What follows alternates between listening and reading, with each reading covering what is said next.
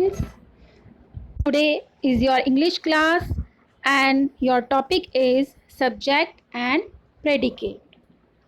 Okay, now we are going with the topic subject and predicate. First of all, you have to understand that every sentence has two parts. It means the subject and the predicate. So, what do you mean by subject? Subject is the person or thing about whom something is said, is the subject of a sentence. It means the doer of the action is the subject who is doing the action. Okay, what do you mean by predicate? The predicate comes after the subject and contains over. It tells us something about the subject. It means predicate tells about the subject, what the subject is doing. That is the predicate. So now every sentence, we can say that every sentence has a subject and a predicate. A sentence can be divided into the subject and the predicate. So here are some examples for you in which you can better understand that how we can divide a sentence into subject and predicate. The first example is I will go to the market. That is a sentence.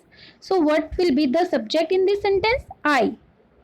The red word is which is I is the subject and will go to the market is the predicate. So in the next sentence, stray animals must be taken care of. That is the second example. So stray animals is the subject and must be taken care of is the predicate. Now in the third example, the big black dog got the flying disc. So the big black dog is the subject, got the flying disc is the predicate. So you have to understand first thing that who is doing the action. It means that will be the subject.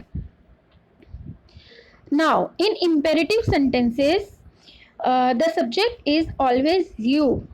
However, the subject is understood rather than expressed. It means if I'm saying throw the ball, okay, so who will throw the ball?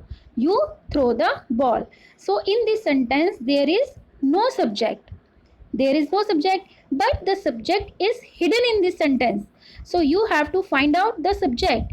So here the subject you has been dropped. Okay, so you will when it is said that write the subject of in this sentence, you have to write you. Okay, because you is hidden in this sentence.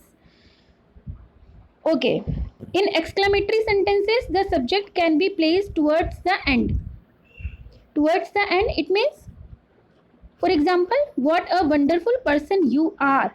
In this sentence, when you are said to find out the subject, so don't think that subject is always comes at the beginning of the sentence.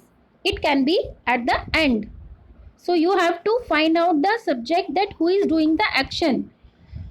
So what a wonderful person you are. So you is the subject in this sentence and it is placed at the end of a sentence. So okay, now in interrogative sentences the subject does not come at the beginning.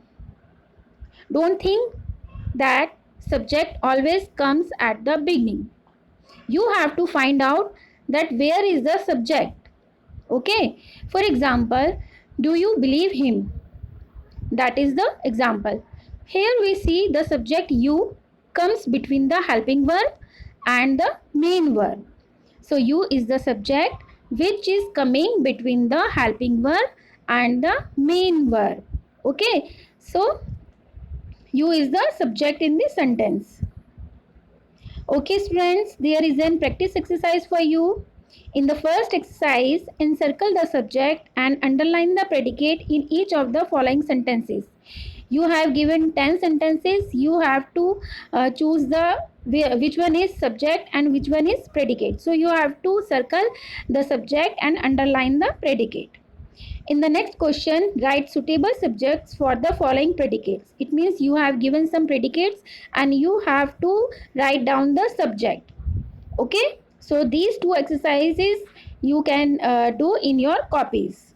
Okay, thank you, friends.